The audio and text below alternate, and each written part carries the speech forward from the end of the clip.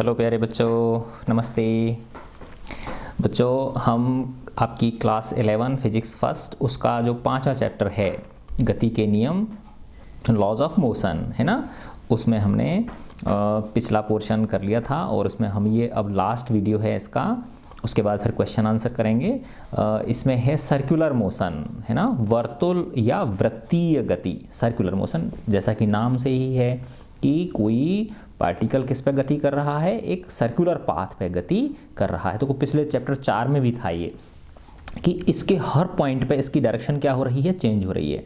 हर point पे direction क्या होती है, टेंजेंशियल होती है, स्पर्श रेखीय होती है। तो देखो इस पे स्पर्श रेखा की दिशा में, है ना, ऐसे ही इस बिंदु पे ये स्पर्श रेखा की दिशा, इस बिंदु पे ये स्पर्श रेखा की दिशा, इस बिंदु पे ये दिशा, इस तरह से, है ना, ये टेंजेंशियल। और इसको इस वृत्ताकार पथ पे गति करने के लिए जो रेस्पॉन्सिबल फोर्स है ना, वो सेंटर सीकिंग होता है, केंद्र की ओर लगता है, जिसको हम अभिकेंद्रीय बल बोलते हैं, सेंट्रीपिटल फोर्स बोलते हैं। और चूंकि इसकी हर पॉइंट पे डायरेक्शन चेंज हो रही है तो इस पे एक एक्सेलरेशन लग रहा है, जिसको हम सेंट्रीपिटल एक्सेलरेशन बोलते हैं। ठीक है, तो हम आगे चलते हैं। हमने अध्याय 4 में यह देखा कि आर त्रिज्या, आर रेडियस के किसी सर्कल में एक समान स्पीड v से गतिमान किसी जो पिंड है, बॉडी है, उसका जो एक्सेलरेशन होता है वो v² होता है ना। और f बराबर पता है हमको ma होता है, तो m और a है v²r, तो क्या f बराबर क्या हो गया, m गुणा v²r, यानी mv²r, है ना। तो यही वो फोर्स है, सेंट्रीपिटल फोर्स। तो द्वितीय नियम के अनुसार इस त्वरण को प्रदान करने वाला बल Fc, centripetal, C for centripetal, mv²r। यहाँ m पिंड का मास है, केंद्र की ओर निर्दिष्ट, है ना, केंद्र की ओर डायरेक्टेड है ये। इस बल को सेंट्रीपिटल फोर्स कहते हैं, अभिकेंद्र बल कहते हैं। डोरी की सहायता से वृत्त में घूर्णन करने वाले पत्थर को डोरी में जो तनाव होता है वो कौन प्रदान करता है, यही अभिकेंद्रीय बल प्रदान करता है। डोरी के अंदर जो टेंशन आता है ना, वो अभिकेंद्रीय बल देता है। सूर्य के चारों ओर किसी ग्रह की गति के लिए आवश्यक अभिकेंद्र बल सूर्य के कारण उस ग्रह पर लगने वाला गुरुत्वाकर्षण है ना, जो ग्रेविटेशनल फोर्स है F बराबर g m1 m2 r² अपन करते हैं, वही उस ग्रह को सूर्य के चारों ओर घुमाने के लिए रेस्पॉन्सिबल है। अब हम इसमें चलेंगे कि किसी क्षैतिज सड़क पर कार को वृत्तीय मोड़ लेने के लिए, है ना, कोई जैसे स्ट्रेट रोड है ऐसे, है ना, और फिर इस रोड के अंदर ऐसे टर्न आ रहा है, यूं टर्न आ रहा है, ठीक है ना। तो इस वृत्तीय पथ लेने के लिए उसको जो आवश्यक अभिकेंद्रीय बल है वो कौन प्रदान करता है, वो फ्रिक्शन फोर्स प्रदान करता है, घर्षण बल प्रदान करता है। अगर सोचो घर्षण नहीं हो, है ना, तो ये कार मुड़े ही नहीं बल्कि पलट जाए यहीं पे ही, है ना। तो ये घर्षण बल ही है जो इसको क्या करता है, मोड़ दे देता है, ठीक है ना। तो किसी क्षैतिज सड़क पर कार को वृत्तीय मोड़ लेने के लिए, सर्कुलर टर्न लेने के लिए आवश्यक अभिकेंद्रीय बल कौन प्रदान करता है, घर्षण बल प्रदान करता है। देखो हमने क्या देखा, अगर हम किसी पत्थर को डोरी में बांध के गोल गोल घुमा रहे हैं, है ना, तो जो रस्सी है, डोरी जो है, उस डोरी के अंदर जो टेंशन है, तनाव है, वो अभिकेंद्रीय बल दे रहा है ना। अगर सूर्य के चारों ओर प्लैनेट्स गति कर रहे हैं तो वो अभिकेंद्रीय बल कौन दे रहा है, जो सूर्य का उस पिंड प्लैनेट्स के ऊपर जो लगने वाला गुरुत्वाकर्षण बल है वो दे रहा है। इसी प्रकार अगर कोई सर्कुलर टर्न ले रही है, कार कोई सड़क पे टर्न ले रही है, तो उस आवश्यक टर्न के लिए आवश्यक अभिकेंद्रीय बल, हमने देखा ना, टर्न लेने के लिए हमको किसकी जरूरत है, अभिकेंद्रीय बल की जरूरत है, तो वो कौन देता है, फ्रिक्शनल फोर्स देता है, ठीक है ना। किसी सपाट सड़क पर तथा किसी ढालू सड़क पर, है ना, एक तो होती है बिल्कुल प्लेन और एक होती है जैसे कर्व होती है। आपने हाईवे अगर देखे हो तो जैसे टर्न इधर की तरह तो ऐसे उठी हुई रहती है, अगर ऐसे टर्न है तो ऐसे लेफ्ट साइड से उठी रहती है वो, ठीक है ना। तो किसी सपाट सड़क पर, फ्लैट रोड पर या किसी ढालू सड़क पर, इंक्लाइंड रोड के ऊपर कार की वर्तुल गति, है ना, कार की जो सर्कुलर मोशन है, गति के नियम का रोचक उदाहरण है ना। अब अपन पढ़ेंगे समतल सड़क पर कार की गति और ढालू सड़क पर कार की गति, ठीक है। देखिए समतल सड़क पर कार की गति, है ना, कार पर 3 बल लग रहे हैं इस पे, ठीक है ना। ये प्लेन रोड पर चल रही है, जैसे ये वाला फिगर दे रखी है ना। तो देखो एक इसका मास है ना, तो एक तो mg बल नीचे लग रहा है वर्टिकली डाउनवर्ड, जो पृथ्वी के आकर्षण बल की वजह से है, और सड़क के ऊपर क्या, नॉर्मल रिएक्शन फोर्स, ठीक है ना, जितना ये कार का जो भार है वो पृथ्वी पर बल लगा रहा है, उतना ही पृथ्वी इस कार के ऊपर क्या लगा रही है, नॉर्मल रिएक्शन फोर्स लगा, इसको एन बोलते हैं। तो ये एन और एम जी क्या है, बराबर हैं, ठीक है ना। अच्छा, तो कार का भार तो हो गया एम जी, और नॉर्मल रिएक्शन फोर्स अभिलंब प्रतिक्रिया क्या होगी, एन, और घर्षण बल क्या है, एफ है ना। थर्ड फोर्स क्या है, घर्षण बल,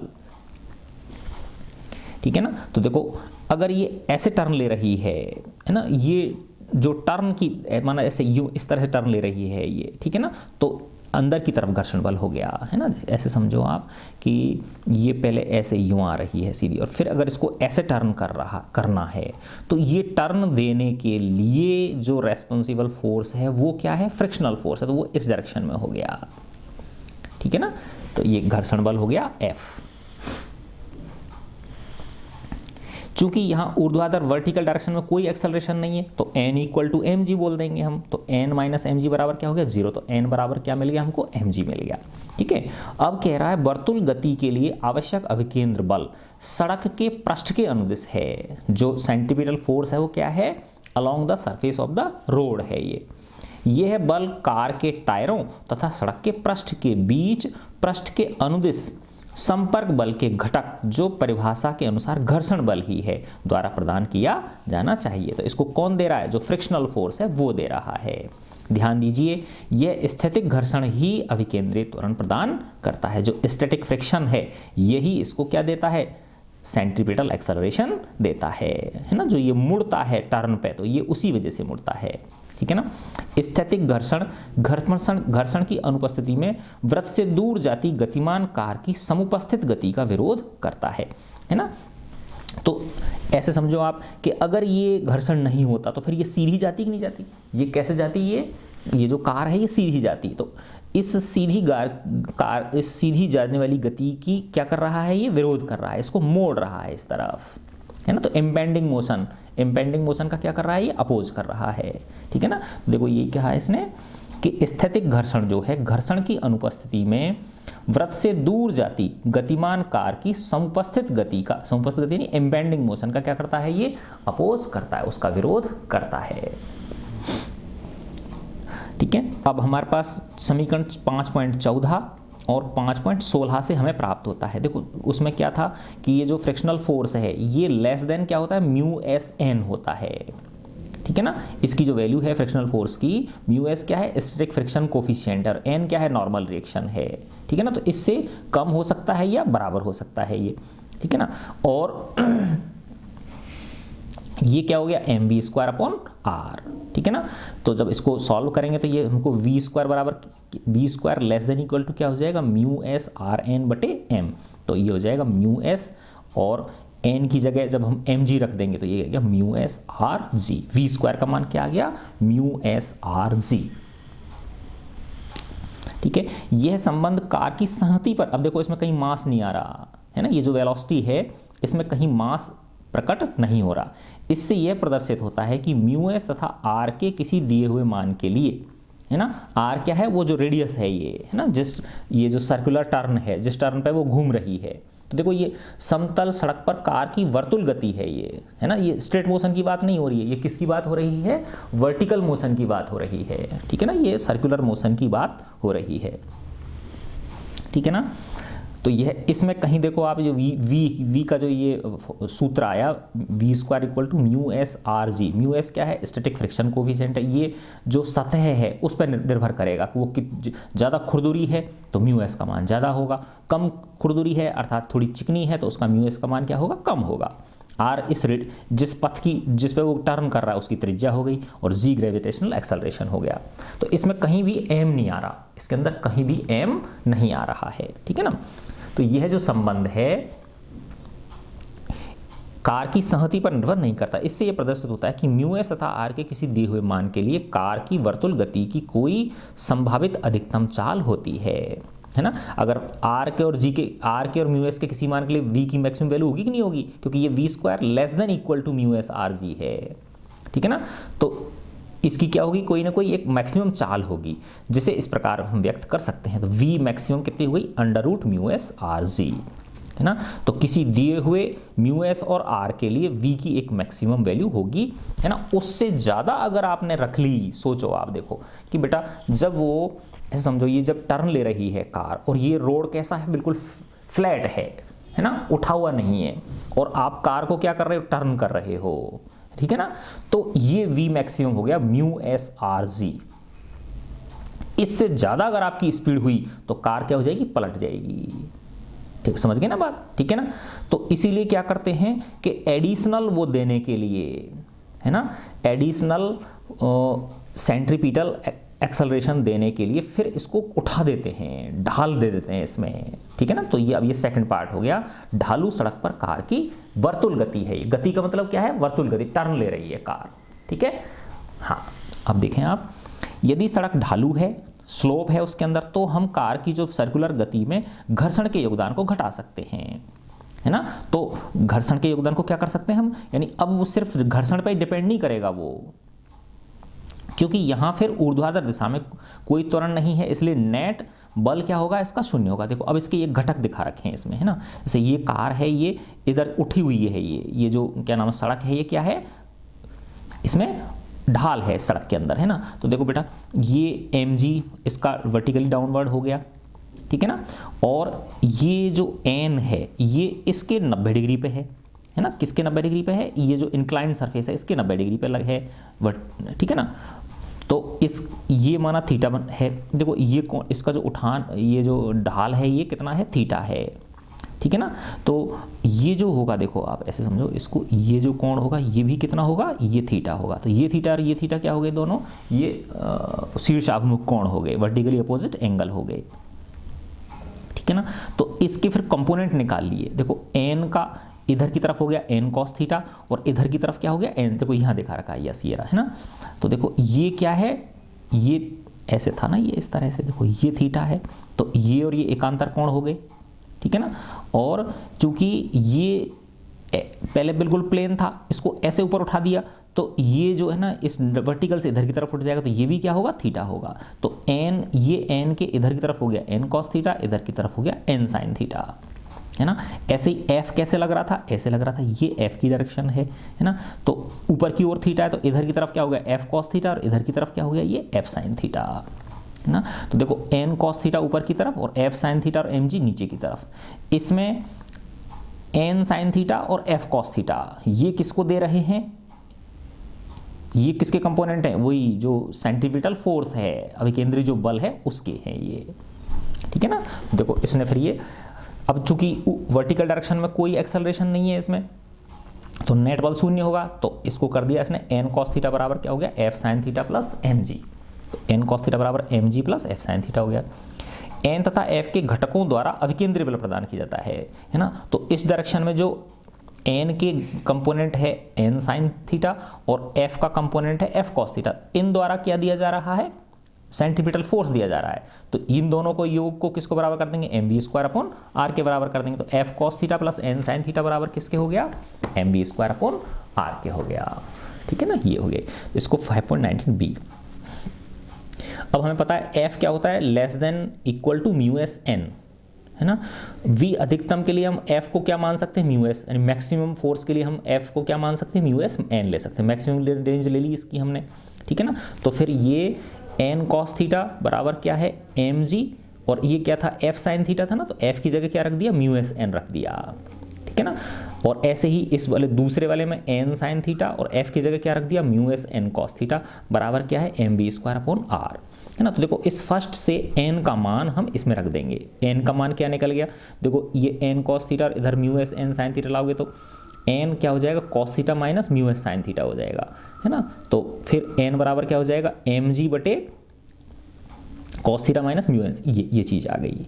फिर इस n का मान इस समीकरण 2 में रख देंगे, इस वाले 5.20 में हम इसको रख देंगे। तो इससे हमको ये मिल जाता है mv² बटे r, ठीक है ना। ये 5.20 है ना ये वाला, mv² बराबर, इसमें n की वैल्यूज रख दी ये वाली, ये n की, तो ये जब इसको सॉल्व करोगे तो v मैक्सिमम की वैल्यू आ जाती है rg mu S plus tan theta बटे 1 minus mu S tan theta की स्क्वायर रूट आ जाएगा, की घात 1/2, है ना। तो अब आप देखो पहले वाला क्या था, म्यू म्यू आर जी था, देखो ये पहला था ना इसका पीछे वाले पेज पे, वी मैक्सिमम कितना था, mu under root mu S R G, ये था ना देखो under root mu S R जी।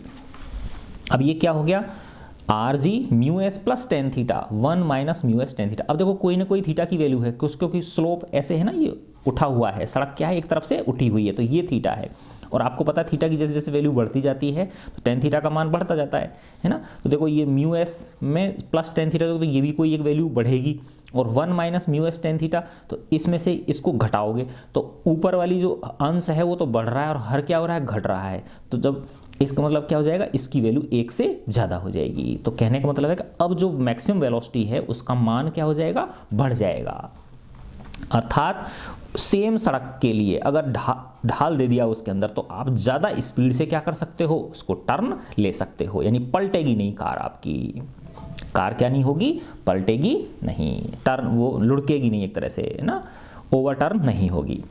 तो समीकरण 5.18 से तुलना, वही म्यू एस बराबर क्या था उसमें, वी मैक्स बराबर क्या था, under root mu S R G. इससे जब हम तुलना करके देखते हैं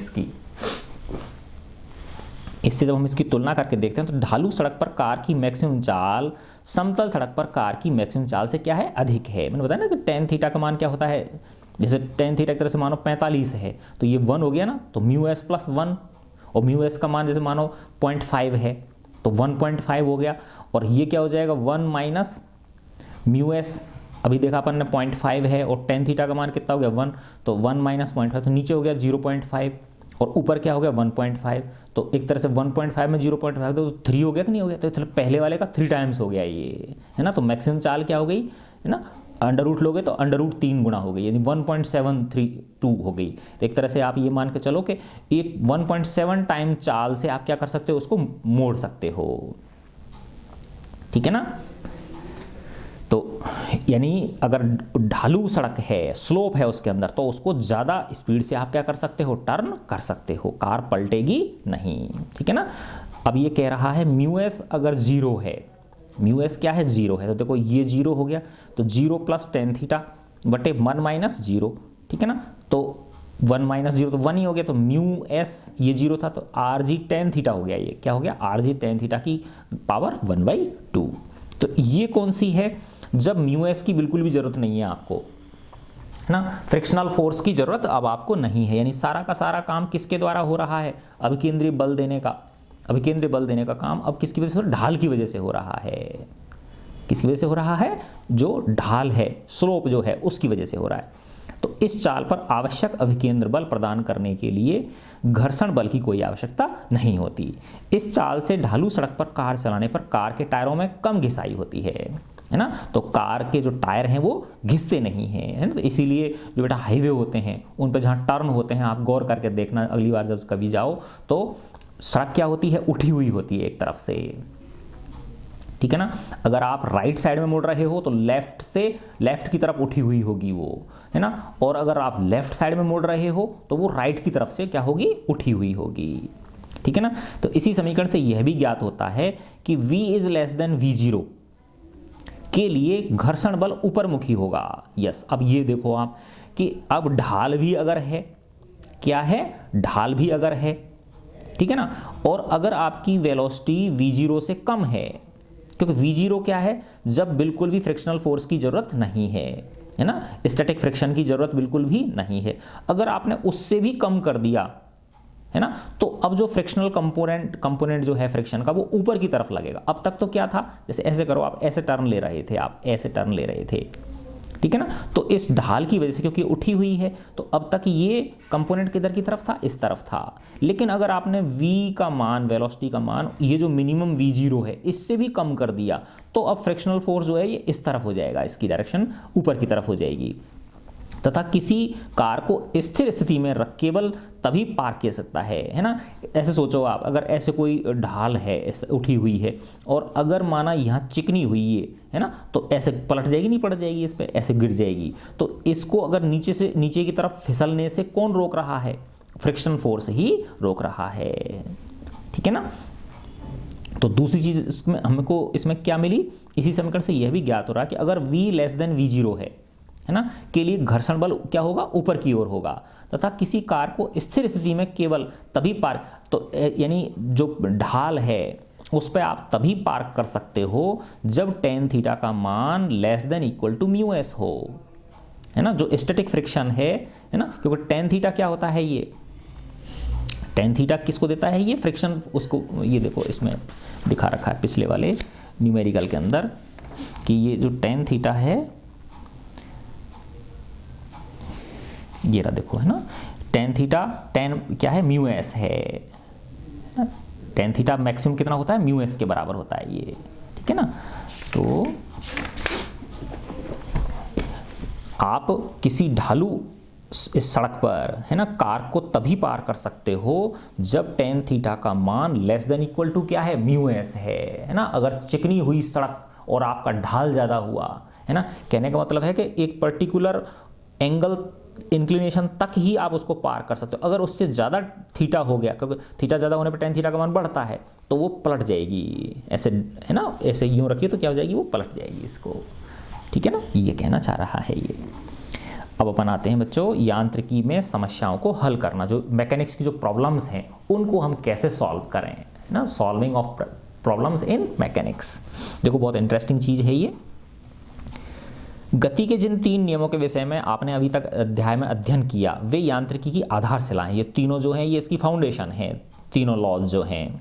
फर्स्ट था इनर्शिया, दूसरा था संवेग संरक्षण, संवेग में परिवर्तन की दर किसके, आरोपित बल के समानुपाती होती है, तीसरा क्रिया प्रतिक्रिया का नियम, है ना। अब आप यांत्रिकी की विविध प्रकार की समस्याओं को हल करने में सक्षम हैं। आमतौर पर मैकेनिक्स की किसी प्रोटोटाइप समस्या में बलों की क्रिया के अधीन केवल एक पिंड का ही समावेश नहीं होता। अधिकांश प्रकरणों में हम पिंडों के ऐसे संयोजन पर विचार करते हैं ना, कॉम्बिनेशन ऑफ बॉडीज पर विचार करते हैं हम किस पे विचार करते हैं, कॉम्बिनेशन ऑफ बॉडीज पे विचार करते हैं, जिसमें पिंड परस्पर एक दूसरे पर बल लगाते हैं। इसके अतिरिक्त संयोजन का प्रत्येक पिंड गुरुत्व बल का भी अनुभव करता है।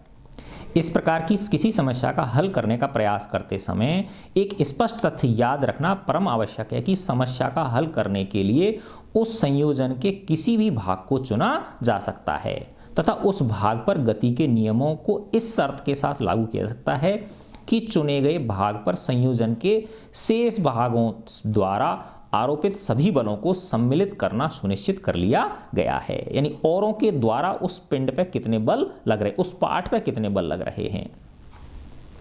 तो संयोजन के चुने गए भाग को हम निकाय कह सकते हैं, है ना, जो कॉम्बिनेशन का जो पार्ट हमने चुना उसको हम सिस्टम बोल सकते हैं, तथा संयोजन के शेष भाग निकाय पर आरोपित बलों के अन्य साधनों को सम्मिलित करते हुए को वातावरण कह दे सकते हैं, है ना, इसको एनवायरनमेंट बोल सकते हैं हम। इस विधि को वास्तव में हमने पहले भी कई उदाहरणों में अपनाया है। यांत्रिकी की किसी प्ररूपी समस्या को सुव्यवस्थित ढंग से हल करने के लिए निम्नलिखित चरणों को अपनाना चाहिए। तो देखो इसमें ये स्टेप्स दे रखे हैं कि इन स्टेप्स को हमें फॉलो करना चाहिए। पहला है पिंडों के संयोजन के विभिन्न भागों, संबंधों, टेक आदि को दर्शाने वाला संक्षिप्त योजनाबद्ध आरेख खींचना चाहिए। एक डायग्राम हमको बनाना चाहिए जिसमें सारी के सारे जो रिलेशंस हैं, वो जो जिन पर वो टिका हुआ है ना, वो इनको सबको दर्शाया उसमें। संयोजन के किसी सुविधाजनक भाग को सिस्टम के रूप में चुन लेते हैं हम। फिर एक पृथक आरेख खींचते हैं जिसमें केवल निकाय तथा पिंडों के संयोजन के शेष भागों द्वारा निकाय पर आरोपित सभी बलों को सम्मिलित करके दर्शाए। तो देखो ये ध्यान रखने की बात है कि निकाय पर आरोपित, निकाय के द्वारा आरोपित नहीं लेते हम, निकाय पर आरोपित सभी बलों को सम्मिलित करके दर्शाया गया हो। निकाय पर सभी अन्य साधनों द्वारा आरोपित बलों को भी सम्मिलित कीजिए। निकाय द्वारा वातावरण पर आरोपित बलों को इसमें सम्मिलित नहीं कीजिए। आगे ना देख लो, निकाय द्वारा नहीं, निकाय पर वालों को लेना है। इस प्रकार के आरेख को हम बल निर्देशक आरेख कहते हैं। ध्यान दीजिए, इसका अर्थ यह नहीं कि विचाराधीन निकाय पर कोई नेट बल नहीं है। इसका मतलब ये नहीं है कि उस पर कोई नेट बल नहीं है। किसी बल निर्देशक आरेख में बलों से संबंधित केवल वही सूचनाएं, बलों के परिमाण तथा दिशाएं सम्मिलित करते हैं हम जो या तो आपको दी गई हैं अथवा जो निर्विवाद निश्चित हैं। उदाहरण के लिए किसी पतली डोरी में तनाव की दिशा सदैव डोरी की लंबाई के अनुदिश होगी। शेष सभी को अज्ञात मान लिया जाता है जिन्हें गति के नियमों के अनुप्रयोगों द्वारा ज्ञात किया जाना है। यदि आवश्यक तो संयोजन में से किसी अन्य निकाय के लिए भी यही विधि अपनाइए। ऐसा करने के लिए न्यूटन का तृतीय नियम प्रयोग कर देते हैं हम। अर्थात यदि ए के बल निर्देशक आरेख में बी के कारण ए पर लगने वाला बल F द्वारा दर्शाया गया है, तो बी के बल निर्देशक आरेख में ए के कारण बी पर लगने वाले बल को क्या दिखाएंगे, -F दिखाएंगे हम। ठीक है, तो उपरोक्त निम्नलिखित उदाहरण में इस विधि का स्पष्ट किया था। अब देखो ये एग्जाम्पल इसने दे रखा है, ठीक है ना। क्या है देखो, किसी कोमल क्षैतिज फर्श पर, है ना, एक बहुत ही वैसी है कोमल क्षैतिज फर्श पर 2 किलोग्राम संहति का लकड़ी का गुटका रखा है ना। कोमल यानी धंस सकती है, ये कोमल का मतलब क्या हुआ, धंस सकती है नीचे। जब इस गुटके के ऊपर 25 किलोग्राम संहति का लोहे का बेलन रखा जाता है, अब इस गुटके के ऊपर एक 25 किलोग्राम का लोहे का सिलेंडर रख दिया, क्या रख दिया, सिलेंडर रख दिया। तो देखो अब ये नीचे गई ना, पहले यहाँ थी, अब ये नीचे खिसक गया, धंस गया ये। तो फर्श स्थिर गति से नीचे धंसता है तथा गुटका व बेलन एक साथ 0.1 मीटर पर सेकंड स्क्वायर के त्वरण से नीचे जाता है। गुटके की फर्श पर हमको फर्श के धंसने से पूर्व तथा फर्श के धंसने के पश्चात क्या है, क्रिया, एक्शन पूछ रहा है ये, ठीक है ना। गुटके की फर्श पर क्रिया, ठीक है ना, कितनी है, जी 10 मीटर पर सेकंड स्क्वायर लीजिए। समस्या में क्रिया प्रतिक्रिया युगलों को पहचानिए, कौन एक्शन रिएक्शन पेयर्स हैं, है ना। तो देखो पहले ये दिखाया गया कि ये 2 किलोग्राम मास का एक लकड़ी का गुटका रखा हुआ है, किसी कोमल फर्श पर रखा हुआ है। फिर इसमें क्या रखा, इसके ऊपर एक सिलेंडर रख दिया, ये कितने 25 किलोग्राम का, 25 किलोग्राम का क्या रख दिया, इसके ऊपर एक सिलेंडर रख दिया। तो ये फर्श कैसी है, कोमल है, तो ये नीचे धंस गया कि नहीं धंस गया, अब ये माना यहाँ आ गया ये, है ना। और देखो ये पहले इसका, ये इसको डॉटेड कर नीचे की तरफ खिसक गया ये। तो अब इसमें देखो ये 2 डायग्राम दिखा रखे हैं। तो ये इस स्थिति का है, जब अब ये 2 किलोग्राम का, तो 2 से 2 को 10 से गुणा कर तो 20 न्यूटन नीचे की तरफ लगेगा और इस पर नॉर्मल रिएक्शन जो है ना R ऊपर की तरफ लगेगा, है ना। अब इस केस में देखो आप, ये नीचे की तरफ आ रहा है कि नहीं आ रहा है। तो अब पहले कितना था वजन 2 और 25 किलोग्राम, इसका तो 27 किलोग्राम हो गया कि नहीं हो गया। तो 27 किलोग्राम का जब G से गुणा करो 270 न्यूटन नीचे की तरफ हो गया और ये नॉर्मल रिएक्शन क्या हो गई, अब R' हो गई, ठीक है ना। अब देखो इसका हल दे रखा है इसमें कि फर्श पर गुटका विरामावस्था में है, इसका बल निर्देशक आरेख, ठीक है ना, फ्री बॉडी डायग्राम हो गया एक तरह से मानो ये, है ना। बल निर्देशक आरेख गुटके पर 2 बलों को दर्शाता है, ठीक है ना, फ्री बॉडी डायग्राम है ना, इसका 2 बलों को दर्शाता है। पृथ्वी द्वारा आरोपित गुरुत्वाकर्षण बल 20 न्यूटन का हो गया तथा गुटके पर फर्श का अभिलंब बल, देखो गुटके पर लगने वाले बलों को देखेंगे हम बस खाली, ठीक है ना। तो ये कितना है, R है। प्रथम नियम के अनुसार गुटके पर आरोपित नेट बल 0 क्योंकि ये स्थिर अवस्था में है, अर्थात R कितना हो गया, 20 न्यूटन हो गया। तीसरे नियम का उपयोग करने पर गुटके की क्रिया अर्थात गुटके द्वारा फर्श पर आरोपित बल परिमाण में कितना हो गया, 20 न्यूटन के बराबर था। इसकी दिशा कैसी है, ऊर्ध्वाधर है, नीचे की ओर, वर्टिकली डाउनवर्ड है। अब सेकंड पार्ट देखो इसका कि निकाय अब क्या हो गया, गुटका प्लस बेलन हो गया, नीचे की ओर 0.1 मीटर पर सेकंड स्क्वायर के एक्सेलरेशन से धंस रहा है ये नीचे। इसका जो फ्री बॉडी डायग्राम है सिस्टम पर 2 बलों को दर्शाता है। पृथ्वी के कारण गुरुत्व बल तो कितना हो गया, 2 + 25 यानी 27 kg और उसको 10 से गुणा के 270 न्यूटन आ गया तथा फर्श का अभिलंब बल जो है नॉर्मल रिएक्शन फोर्स वो R' है। ध्यान दीजिए कि निकाय का बल निर्देशक आरेख गुटके और बेलन के बीच आंतरिक बलों को नहीं दर्शाता है, ये सिर्फ हम एक्सटर्नल फोर्सेज को लेते हैं। निकाय पर जब हम सेकंड बल लगाते हैं, द्वितीय नियम अगर लगाते हैं गति का, तो देखो ये क्या है, गति किधर की तरफ कर रहा है, नीचे की तरफ कर रहा है ना। तो 270 माइनस R', है ना, बराबर क्या हो गया, M × A, ठीक है ना। यानी ये क्या है, नेट फोर्स किधर की तरफ हुआ बताओ देखो, क्योंकि धस के धर रहा है, नीचे की तरफ धस रहा है। तो इसका मतलब क्या हुआ कि इसका मतलब नॉर्मल रिएक्शन जो है वो इस 270 से क्या है, कम है। नॉर्मल रिएक्शन जो है वो इस 270 न्यूटन से क्या है, कम है ये, ठीक है ना। तो इसीलिए 270 माइनस R', ठीक है। तो ये क्या हो गया, फोर्स हो गया, बराबर M × A। M कितना है इसका, 227 kg है, कितना है 27 kg, और A कितना दे रखा है, इसने 0.1 दे रखा है।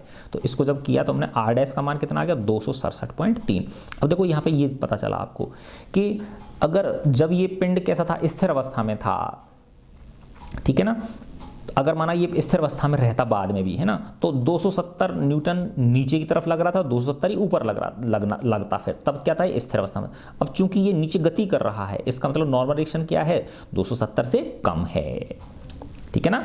तो तृतीय नियम के अनुसार फर्श पर निकाय की क्रिया, फर्श पर जो सिस्टम उसकी क्रिया कितनी, 267.3 न्यूटन है के बराबर, तथा ये भी कैसे है, वर्टिकली डाउनवर्ड है, है ना। अब इसमें एक्शन रिएक्शन पेयर इसमें बताया गया, ए के लिए पृथ्वी द्वारा गुटके पर आरोपित गुरुत्व बल, ठीक है ना, 20 न्यूटन, इसको आप एक्शन बोल सकते हो, ठीक है ना, तथा गुटके द्वारा पृथ्वी पर आरोपित गुरुत्व बल, है ना, गुटके द्वारा पृथ्वी पर आरोपित गुरुत्व बल प्रतिक्रिया 20 न्यूटन के बराबर ऊपरमुखी निर्देशित, आरेख में नहीं दर्शाया गया है इसको, ठीक है ना। गुटके द्वारा फर्श पर आरोपित बल एक्शन हो गया, और फर्श द्वारा गुटके पर आरोपित बल क्या होगी, इसकी रिएक्शन हो गई, है ना। ऐसे ही इसके बी पार्ट के लिए दिखा रखा है इसमें, पृथ्वी द्वारा निकाय पर आरोपित गुरुत्व बल 270 न्यूटन, ये एक्शन हो गई, है ना, और निकाय द्वारा सिस्टम द्वारा पृथ्वी पर आरोपित गुरुत्व बल, इसकी प्रतिक्रिया हो गई। देखो ध्यान से, पृथ्वी द्वारा निकाय पर आरोपित गुरुत्व बल, ये किसके द्वारा, पृथ्वी द्वारा है ये, है ना, 270 हो गया। अब है निकाय द्वारा पृथ्वी पर आरोपित गुरुत्व बल, क्योंकि ये भी तो खींचेगा उसको, एक्शन रिएक्शन वही तो होता है, लेकिन वो हमको, अब ये किसके द्वारा है बताओ, ये निकाय द्वारा है, इसलिए नहीं दिखाने की जरूरत उसको। अब तुम कहोगे ये क्यों नहीं दिखाया, इसलिए नहीं दिखाया कि हम सिर्फ पिंड पर लगने वाले बलों को देखते हैं, पिंड द्वारा लगने वाले बलों को नहीं देखते, है ना। तो निकाय द्वारा पृथ्वी पर आरोपित गुरुत्व बल प्रतिक्रिया, इसीलिए उसको नहीं दर्शाया गया है, ठीक है। तो वो भी क्या है 270, तो वो क्या हो गई, इसकी रिएक्शन हो गई, और वो कहाँ होगी, बराबर ऊपरमुखी निर्देशित होगी, आरेख में इसको नहीं दिखाया गया। क्यों नहीं, जरूरत नहीं है इसको दिखाने की, क्योंकि हम सिर्फ पिंड पर लगने वाले बलों को देखते हैं, पिंड द्वारा लगने वाले बलों को नहीं देखते, ठीक है। सेकंड है निकाय द्वारा फर्श पर आरोपित बल, क्रिया हो गई, और फर्श द्वारा निकाय पर आरोपित बल क्या हो गई, प्रतिक्रिया हो गई। इसके अतिरिक्त बी के लिए बेलन द्वारा गुटके पर आरोपित बल तथा गुटके द्वारा बेलन पर आरोपित बल की क्रिया प्रतिक्रिया का एक युगल और बनाते हैं ये। तो याद रखने योग्य एक महत्वपूर्ण तथ्य यह है कि किसी क्रिया प्रतिक्रिया युगल की रचना दो पिंडों के बीच पारस्परिक बलों जो सदैव परिमाण में समान तथा दिशा में क्या होते हैं, विपरीत होते हैं, से होती है। एक ही पिंड पर दो बलों जो किसी विशेष परिस्थिति में परिमाण में समान व दिशा में विपरीत हो सकते हैं, से किसी क्रिया प्रतिक्रिया युगल की रचना नहीं हो सकती। एक ही पिंड पर नहीं हो सकते वो, है ना, हमेशा एक्शन रिएक्शन फोर्स जो हैं वो विभिन्न पिंडों पर लगते हैं। उदाहरण के लिए ए तथा बी में पिंड पर गुरुत्व बल तथा फर्श द्वारा पिंड पर आरोपित अभिलंब बल कोई प्रतिक्रिया युगल नहीं है ना। ये बल संयोगवश ए के लिए समान और विपरीत हैं क्योंकि पिंड विरामावस्था में है, परंतु बी के लिए ऐसा नहीं है, जैसा कि हमने पहले ही देख लिया है। निकाय का भार 270 न्यूटन है, जबकि अभिलंब प्रतिक्रिया बल कितना है, 267.3 न्यूटन है, ठीक है ना। तो यांत्रिकी की समस्याओं को हल करने में बल निर्देशक आरेख जो फ्री बॉडी डायग्राम है ना, खींचने की प्रथा अत्यंत सहायक है। ये बहुत मतलब हेल्पफुल है हमारे लिए। यह आपको अपने निकाय को स्पष्ट रूप से परिभाषित करने तथा उन सभी पिंडों के कारण जो स्वयं निकाय के भाग नहीं हैं, निकाय पर आरोपित सभी विभिन्न बलों पर विचार करने के लिए विवश करता है। ये इतनी हमारी प्रॉब्लम क्या होती है, सॉल्व करना बहुत इजी हो जाता है इस अध्याय तथा आगामी अध्यायों में दिए गए अभ्यास प्रश्नों द्वारा आपको। तो अब एक एक क्वेश्चन करेंगे बेटा इसका, तो और भी आपको बहुत अच्छी तरह से समझ में आ जाएगा। ठीक है बच्चों, गॉड ब्लेस यू ऑल।